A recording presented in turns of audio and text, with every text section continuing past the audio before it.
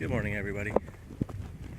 Today I was feeling kind of lazy, and I've been lately, last couple weeks I've been running like 5 days a week.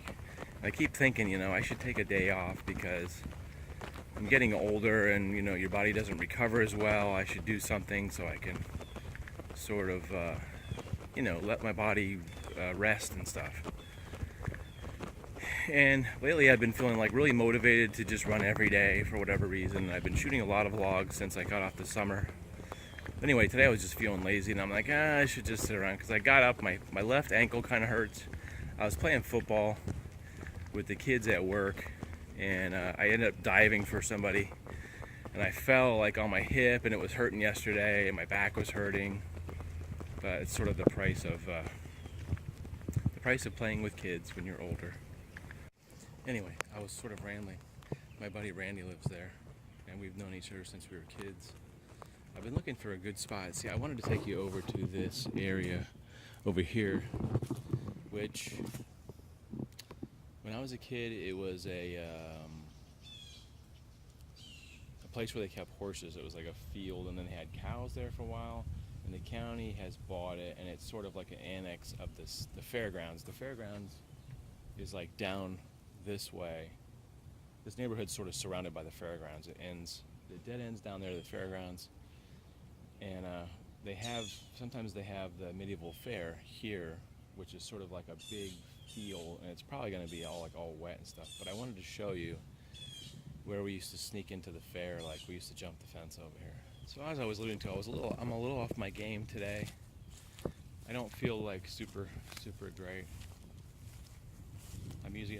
I'm not my usual high energy self. But now we're in this field, which when I was a kid used to be a horse pasture. And it was pretty flat in those days. And then when they took the houses out, when they took the horses out, the trees started growing because the horses would keep all the weeds and stuff, trees from growing up. But when I was young, we didn't have money, so we just would jump the fence to go to the fairgrounds. And one day, my friend and I were over here, and I'm like, yeah, come jump the fence. Well, he wasn't real comfortable with jumping the fence in the first place. I was always like the monkey. And it's not up here now, but you can sort of see the remnants where it used to have barbed wire. It used to have, so you could see this thing right here. This is where the barbed wire is still here, but it used to be taller. It looks like they cut it down or somebody cut it down. So it was more difficult to jump up here. So I would say, look, this even looks like a ladder right here. Look at this. So there used to be a whole bunch of, why is it so dark? Right around here, there used to be a whole bunch of like what we call ties, like big pieces of wood that are like 12 inches by 12 inches and stuff. And the other thing I forgot to tell you is that the sheriff used to patrol the fence lines because most of the fair was up there a ways. The midway and like all the stuff, and then they would have if people had trailers, they would be on this back side, but up in the front side they would have all the fair, so it was far away. But anyway, the sheriff used to patrol on horseback to make sure people weren't getting into the fences and stuff. So I jumped over the fence right here. Oh, so you can see this barbed fire. You can see the why am I saying barbed fire? You can see it's somewhat difficult if you don't know how to jump over barbed wire. You have to have a good technique not to get your legs caught. So I jump over. I see some sheriff coming, so I duck under those big wards. I slid underneath them, where there was these big pieces of lumber, whatever. I'm trying to see if there's anything like that out here. It was a whole stack of big lumber. It wasn't. See, I'm trying to say it wasn't like this. It was more open. They didn't have these trailers and stuff here. So anyway, I'm under the trailer. My friend's standing here. The sheriff comes up. Can I help you? You got something? He goes like, no, I was just looking for my friend, and the whole time I'm hiding underneath the wood. And you know how when sometimes you're hiding, you're like trying to look you're like, if you're hiding on the ground, you're sitting on the ground and you're trying to hide, but you're also looking up to see if the person can see you. Like, you feel dumb if you were just sitting down like this looking at the ground. So I was like looking up to see if the sheriff could see me. My friend like said something about I was just looking for my friend. He was supposed to meet me here and I was going to go around and go in. So my friend ended up going, this was when I was in my 20s or something. My friend was a little bit younger than me. He ended up going onto the side entrance and paying anyway. But I just wanted to get in for free because, you know, you pay like $10 to get in and then you got to pay another $20 to ride the rides. Anyway, it was dishonest and you should never do this at home. So when I started this vlog, I had no idea where I was going to go exactly. Like many vlogs, I just turn the camera on, start blathering about something, or rather here and or there. And I wanted to talk about this house, which I believe is a friend of mine's. I think this is the one.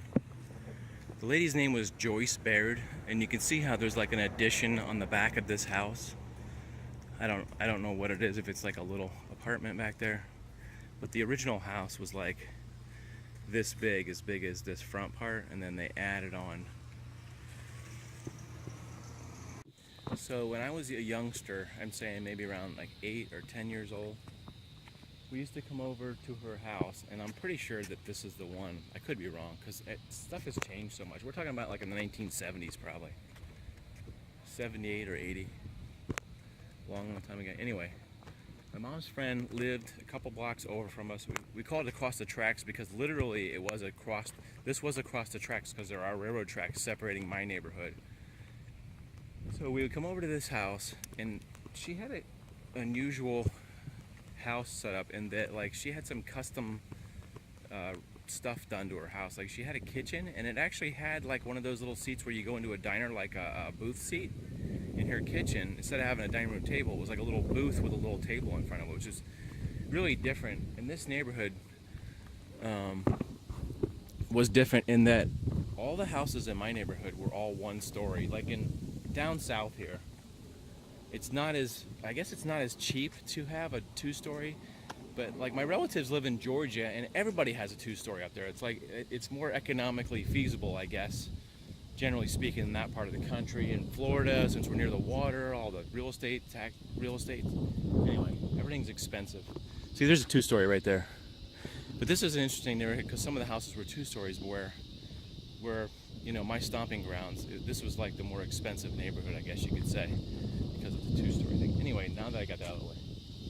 So we come over to the lady's house. What I'm trying to get to is she had a back room. Some people used to call it a Florida room, like you would add a back room onto your house. And it had a sunroof that was made out of like fiberglass. And because of this, it was super hot because I guess the sun would heat up the room. There was no insulation between the top of the house and the room. And during the summer, we went there a lot, and they had a pool table. It was like a little, what do you call it, game room, I guess. And they also had like a little stuff in back there. I don't remember that clearly because it was such a long time ago and I was so young. But I remember she had these hors d'oeuvre things that were like shaped like little swords, and we used to take those home because we thought they were so cool. Which I think I still have some of those. They're like the ones that are shaped like a little sword and you put cheese on it and stuff like that. It was just really odd that we wanted to go play on the pool table, but since it was 1,000 degrees in the room and for some reason they didn't air condition that room. They just sort of left it alone, I think, during the summer, probably because it cost a lot of money. And the sunroof thing made the room so hot that you couldn't air conditioning it, and this was back in the days when people didn't have central air too. Even in the 70s, a lot of the homes were built without central air, so it was sort of like that. But since I was passing that house, I thought that was an interesting story to pass along. The room with it was the house with the 1,000-degree room, because my sister and I used to go over there. We'd want to play pool because my mom would just sit and talk to her friend for like 2 hours, so we'd be bored. So we go into the sauna room and play pool, but it felt like it was about 102 degrees in there. I'm sure during the winters it was fine, but eventually I'm sure they changed all that stuff. But anyway, the lady's name was Joyce Baird. I'm not sure if she's still around anymore, but some interesting memories. I'll drive by that house every once in a while and think about that because it looks so different that I'm not sure it's the house, but I know it had that addition in the back, so that was my best guess.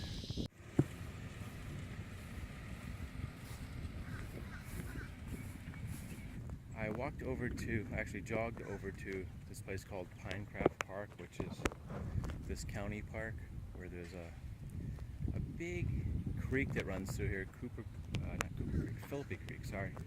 There's all this water here because of all the rain. Normally this probably would not have water in it. Then there's some, what do you call that? There's a basketball court, some shuffleball court, some playground, picnic.